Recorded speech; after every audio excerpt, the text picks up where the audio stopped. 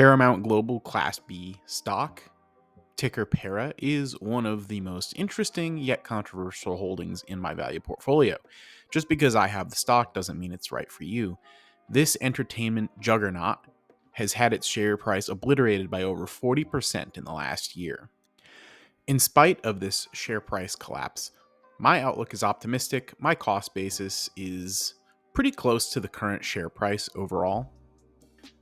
And interestingly enough, my cost basis is about half that of the cost basis of Berkshire Hathaway, which also owns a substantial stake in the entertainment company. While I wouldn't buy something just because Berkshire owns it, I do think that when they take a long and substantial position in a stock, that it does at least merit a second look. After all, I don't think Berkshire would just buy something without some kind of good reason behind it.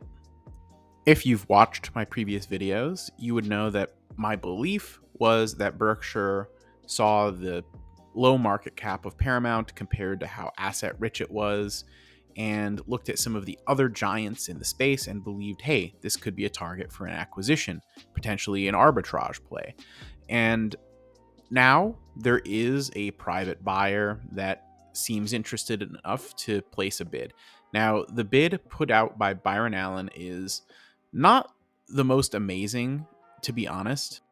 First of all, the actual buying price would be about $14 billion for the shares. The reason some are referring to it as a $30 billion offer is because, that's enterprise value. They'd be taking on the about $15 billion worth of debt as well.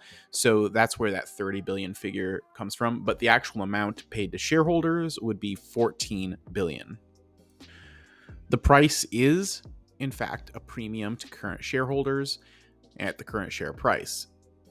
He's offering $28.58 for each voting shares, but the shares that most of us own out there are actually the non-voting shares, for which he would be offering $21.53. Current price is about $14.50. But for Berkshire Hathaway, this would actually be a loss. So I'm sure they probably are hoping for a better offer. Now, the effect of one offer coming out publicly is potentially that other possible suitors may be flushed out and may be forced to show their hand and submit a bid. And for any bid to have any realistic chance of succeeding, it has to be approved of by Shari Redstone. Shari Redstone is the president of National Amusements. This company actually holds almost 80% voting interest in Paramount Global, although the overall equity they have is under 10%. This is because Paramount has different classes of stock, some of which have voting power and some of which do not. As far as making a deal happen and having it be a good one for shareholders, it seems that Berkshire and National Amusements are aligned, as banker Byron Trott, who is helping Redstone navigate sale talks, has long been an advisor for Warren Buffett, whose Berkshire Hathaway is Paramount Global's largest Class B shareholder. Berkshire does hold about 15% of the stock in this company. Some of the other possible publicly traded suitors for Paramount's assets include Warner Brothers Discovery, Comcast, Amazon to complement their Prime Video business, Apple to go along with their Apple TV offerings, or perhaps even the House of Mouse themselves. Disney would want to get involved and throw their hat in the ring.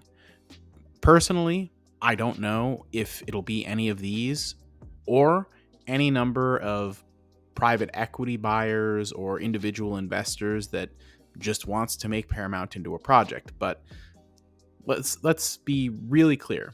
The assets are desirable, and they're in a market that's very competitive, and they are on sale right now at the current share price. I think that that's what Berkshire saw when they jumped in and picked up their, substantial position in the company, and that's what I see. While there's no guarantee of a deal happening in the very near future, I do think that major shareholders' interests are aligned and that forces are moving in that direction. There seem to be plenty of prospective interested buyers, and if nothing else, the offer is currently on the table, even if they don't end up being the offer, may flush out some of the other interested parties into bringing what they've got to the table and putting some kind of firm numbers out there. Now, if a deal is reached, it will almost certainly be at a substantial premium to today's share price.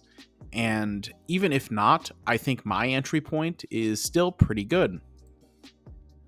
The well-to-do tend to do a pretty good job looking after the health of their fortunes and their stock portfolios, so I don't mind being aligned with Warren Buffett and Shari Redstone on this. I think that they are going to do what's in the best interest of themselves and, by extension, me as a shareholder.